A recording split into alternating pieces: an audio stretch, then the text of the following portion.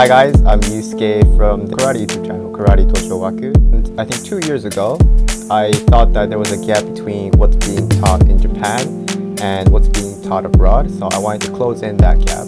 So I tried my best to deliver the message through, this platform that I have right now.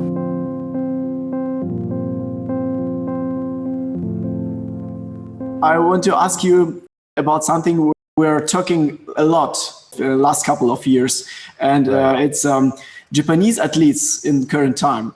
They're on high level every single time from tournament to tournament, and everyone wants to know, what do you think is the secret? Right. So before I start talking, I am not like a national level player, so I would like to address that first. But seeing my friends that compete in the K Premier League as well, first, yes, they start from a very young age, but I mean that's all same in countries. So I would like to talk about the two main elements. Number one is they're able to make a kime even when they're doing it slowly. I think that's a very critical point when Japanese people do, I guess, practice kata. Yes, they do, of course they practice fast and they practice full speed, and that's very essential part. But even in local tournaments, you can see right away who's good or not when they're warming up. And I see that if your karate or if your kata isn't so complete, isn't that good, there are slight glitches in between your movements. So let's say maybe your hikite is rotating a little too early than the punch, or maybe your kick, maybe your knee is lowering slightly when you finish kicking. Those little points, and I think the very good athletes are able to execute everything exactly at the same time or in a synchronized manner, even when they're doing it slow. So it's like seeing a very beautiful artwork when they do warm-ups because it's so clean. Yes.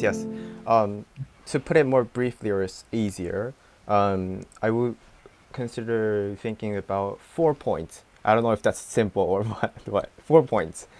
Breath, breathing, last rotation of the technique. So if it's a block, this rotation. If it's a punch, this rotation. Number 3, extension of the leg. So ba at the same time. Well, I guess that depends on the style as well, but the kime of the leg. And lastly, the hips. So when you do slowly, try to synchronize those 4 at the same time.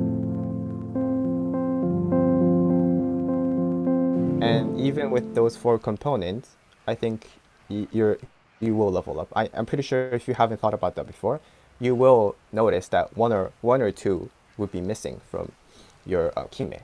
So that's what I think. The second point is, this is pretty simple, but the amount of practice they do is crazy.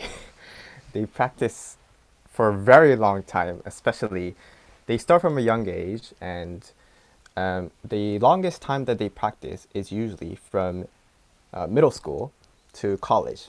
That's when they dedicate a lot of their time onto karate. For instance, the strongest, let's say, universities or high schools, they would have morning practices. So like from 7 to 9, they would practice. And then they go to school, study, lunch. Some of them do lunch break practice, 30 minutes they practice. And then they have afternoon classes. And then after that, they have the official practice from like 3 to like 7. And they do that from like 12 to like 22, basically. Doing that every single day obviously would get them very good. And it gets intense, especially in university, because the number of classes decreases.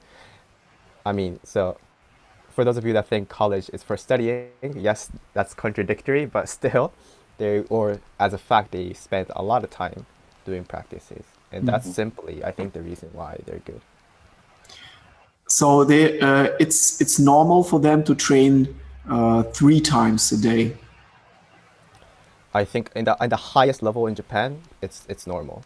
As for an average level, they would have one practice a day, but it's like 6 or 5 times a week. And the culture of practicing sports, or we call it bukatsu in Japanese, is very intense in Japan. It's either, well, I don't know why, but Japanese people tend to go on one path and they try to do that very strictly and they don't veer off to other things. Yeah, and the schools are supportive of that, and schools are structured in a way that kids can concentrate on certain things. And I think that's like a social character of Japan. This is maybe also the way to success. Sometimes you need to eliminate all the things that could maybe take you some kind of away from your sport. Yes, and just focus on that one thing you love.